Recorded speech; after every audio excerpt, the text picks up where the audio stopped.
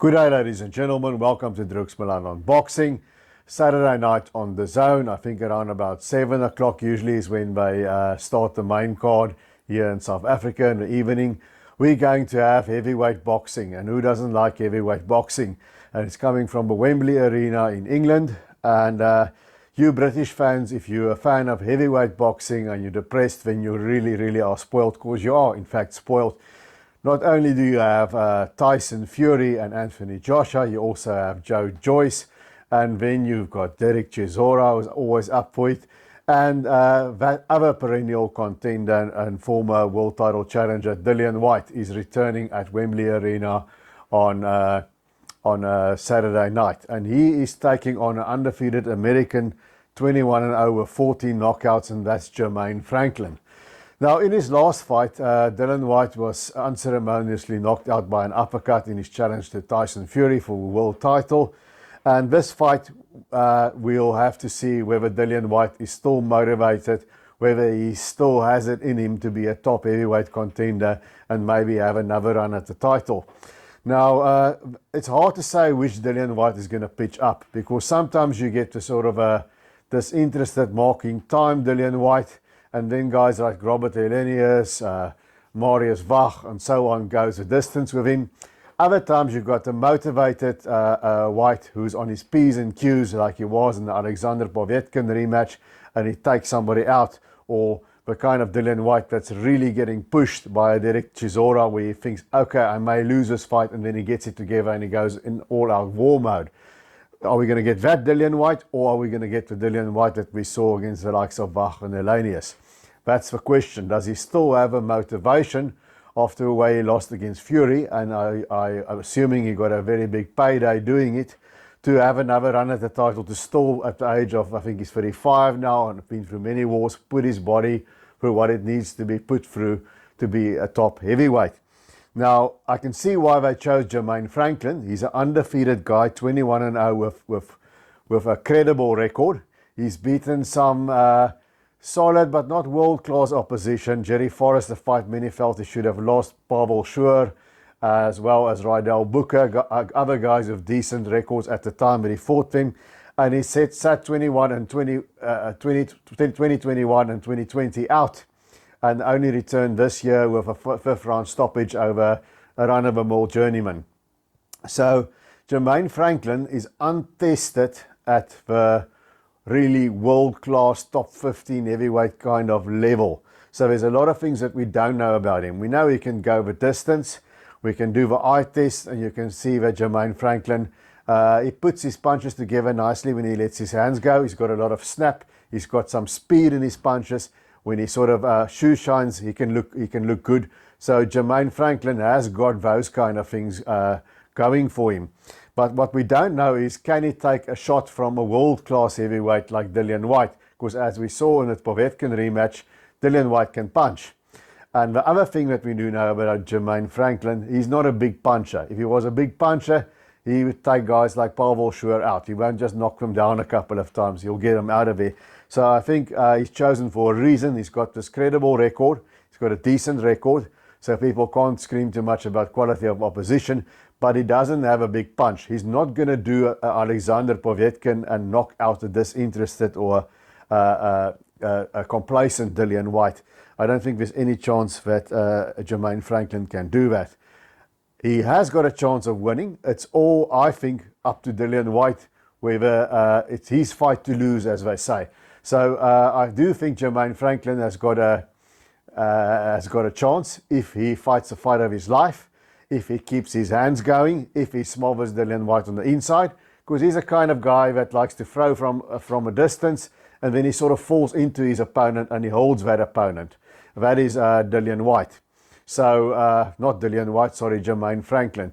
So what I don't like about Jermaine Franklin, there's not a lot of side-to-side movement. You know, he's there, then he comes in, he holds onto his opponent, and then he waits for a referee to break. He's in that kill zone a bit too much for me. He fights in straight lines. He's forward, back, forward, back, forward, back. So I think Dillian Whyte, if he is motivated, if he's still hungry, if he wants to put the Tyson Fury debacle behind him, I think he sort of he was overthinking in the Tyson Fury fight, starting as a southpaw, trying this, trying that, where he should have been more himself. Not that I think it would have made a big difference in the end, but I think he overfought it a little bit against Tyson Fury. And here against Jermaine Franklin, if he's motivated and if he comes to fight and if he uses that jab that he's got, Dillian Whyte has got a very good jab, like his nickname, a body snatcher. He goes to the body. He can throw every punch in the book, as we've seen in his 3 losses.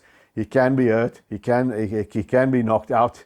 But he's got heart. He's got that warrior mentality in him. Sometimes his stamina is suspect. Sometimes his motivation is suspect. Now, if Dillian Whyte is not going to be motivated, I think if he's really let it slip, then I think Jermaine Franklin can outwork him. But I don't think he'll let it slip by that much, because he's still got a possible paydays there against the likes of Anthony Joshua, maybe hovering out there for him. So I don't think he's going to let it slip by that much against Jermaine Franklin. But I also don't think he's going to be super motivated like he was for the Povetkin rematch. And really be on his P's and Q's like that. It's going to be hard to get up for Jermaine Franklin after Tyson Fury. And on the other hand, I don't think that Franklin has got the power to upend him the way Povetkin did in their first fight.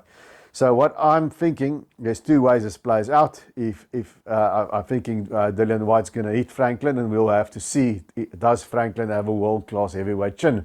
We really don't know. That's a big if. If he doesn't, Whyte's going to take him out. I suspect Jermaine Franklin is going to take 1 or 2 shots from Dillian Whyte. He'll be able to take that and fall into a clinch.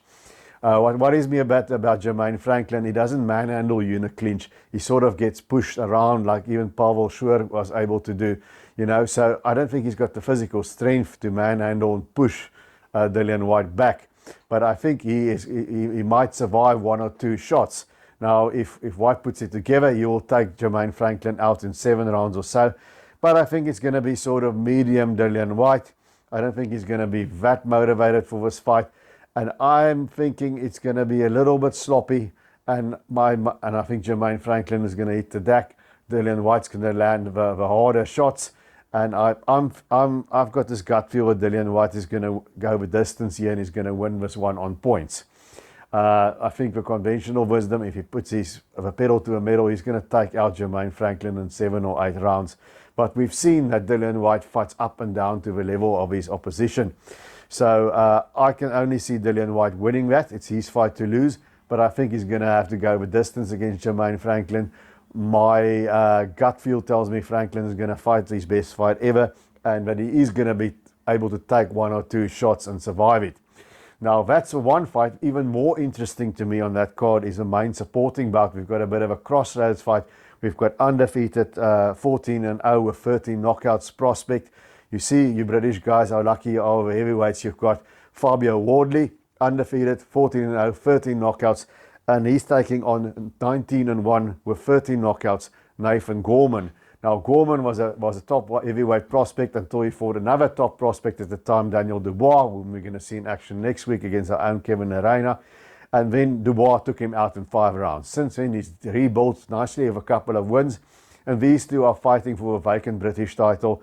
And it's a good step up for Fabio Wardley. It's a manageable step up for Fabio Wardley that I think he should be able to do at this stage of his career.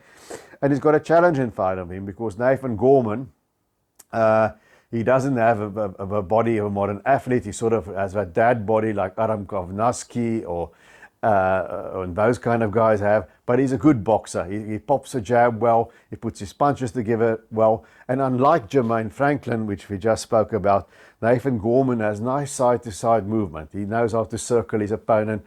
He gives funny little angles. So he can box.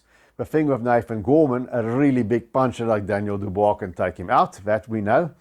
And the other thing that we know, Nathan Gorman in the power department, he really isn't a top puncher. Because if you compare a common opponent, Richard Latte, who himself is a journeyman, but he can crack. Nathan Gorman had to go the distance to beat Daniel Latte, and he had to take some punches doing it. Whereas Fabio Wardley just hung back nicely, boxed behind the jab, and then came over with a looping right hook around the guard of Latte and took him out. So it's hard because styles make fights, but you can clearly see the power comparison. I think we can safely say Fabio Wardley has got the better power. He's explosive. He can hang back and box a little bit, and then he opens up with his combinations. He's got these really snappy, heavy combinations, and that's what has so far got an opponent out of it. But Nathan Gorman, as I've said, is a step up for Fabio Wardley.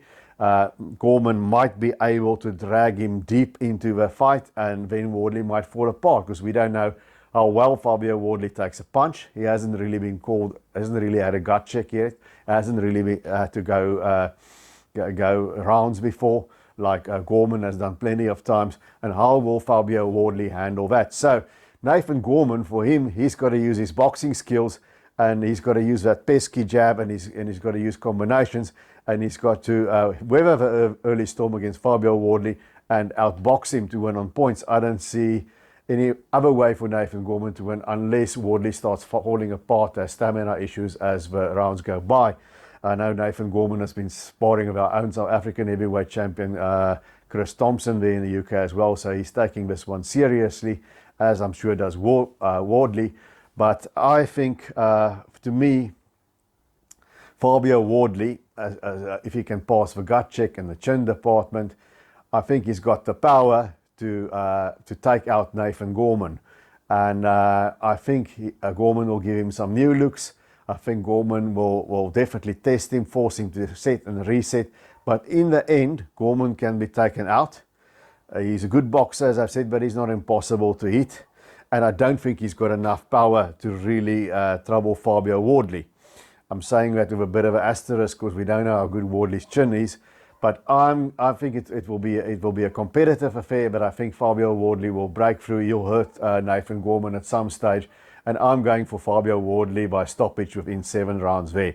So that's how I see the heavyweight doubleheader there at Wembley this weekend in the UK. I'm going for Dillian Whyte, and I'm going for Fabio Wardley. No surprises there.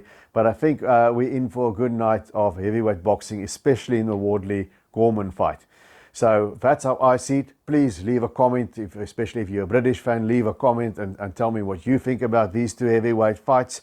Please give the channel a thumbs up, and please hit that subscribe button. And until we see each other again, remember to keep those hands up.